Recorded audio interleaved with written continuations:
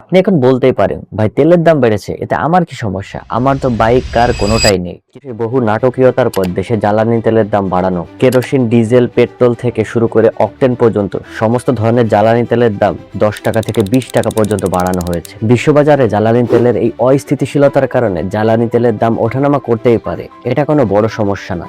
তবে অবাক করার বিষয় হচ্ছে বিশ্ববাজারে বর্তমান প্রেক্ষাপট অনুযায়ী তেলের দাম অনেকটাই কমেছে। বিশ্ববাজারের এই তেলের দামের নিম্নগতির সাথে আমাদের দেশে যখন এই তেলের দামকে কমানো দরকার, তখনই আমাদের দেশে এক রাতের মধ্যে এই তেলের দামকে 10 থেকে 20 টাকা পর্যন্ত বাড়িয়ে দেওয়া হয়েছে। আবার এদিকে বলা হচ্ছে আমাদের দেশে নাকি এ যাবৎকালে বাংলাদেশের ইতিহাসে সব থেকে বেশি সংখ্যক তেল মজুত করা আছে। আর যদি ধরেই নিই এটাই সত্য, তাহলে এক রাতের ভিতর কিভাবে তেলের দাম 10 টাকা থেকে 20 টাকা বেড়ে যায়? আর ঠিক এরই কারণে যারা রাত 10টার সময় বাইক অথবা কার নিয়ে ফুয়েল স্টেশনে গিয়ে দাঁড়িয়েছিল তেল নেওয়ার জন্য, ঠিক তারাই 120 টাকার তেল 140 টাকা দিয়ে রাত 1টার সময় কিনে নিয়েছে। যেখানে আমাদের দেশে যে কোনো বিল অথবা প্রজেক্টকে বাস্তবায়ন করতে ঘন্টার পর ঘন্টা বা মাসের পর মাস লেগে যায়। তবে এই তেলের দাম বৃদ্ধিতে আপনার আমার খারাপ লাগা কাজ করলে দুইটা পক্ষের কিন্তু এখন ঈদের দিন চলছে। প্রথম পক্ষ যারা গ্যালনের পর গ্যালন তেল মজুত করে রেখেছিল, আর দ্বিতীয় পক্ষ হচ্ছে ফুয়েল স্টেশনের মালিকগুলো।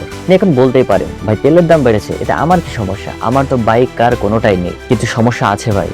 এই সমস্যার সব থেকে বড় সম্মুখীন আপনি আমি হব। জ্বালানি তেলের এই দাম বৃদ্ধির ফলে নিত্য প্রয়োজনীয় জিনিস থেকে শুরু করে পরিবহনের খরচ সবকিছুই বাড়বে 2 থেকে 3 গুণ হারে। আর জ্বালানি তেলের এই দাম বৃদ্ধির ফলে নিম্নবিত্ত থেকে মধ্যবিত্ত সব ধরনের মানুষের জীবনযাত্রার মান দুর্বিষহ হয়ে উঠবে। আপনি আশেপাশে একটু খেয়াল করলেই দেখবেন যে সিলিন্ডার গ্যাসের দাম ছিল 1200 টাকা, সেটা এখন 2200 টাকা। আর বিদ্যুতের কথা বলতে গেলে এখন গ্রামে বিদ্যুৎ থাকছে না বললেই চলে। আর এই সবকিছুই কিন্তু জ্বালানি তেলের দামের উপর নির্ভরশীল। জ্বালানি তেলের এই ঊর্ধ্বগতির দামকে ঘিরে আমাদের দেশের যে সংকটগুলো তৈরি হচ্ছে, এটি যে আরো কত বড় ভয়ানক রূপে আসবে সেটা আমাদের ভাবনারও বাইরে। বিশ্ববাজারে এই জ্বালানি তেলের সংকট আর বাংলাদেশে এই জ্বালানি তেলের ঊর্ধ্বগতি যদি এভাবেই বাড়তে থাকে, আমরা নিজেরাও জানি না আমরা কত বড় ভয়ানক সমস্যার সম্মুখীন হতে যাচ্ছি।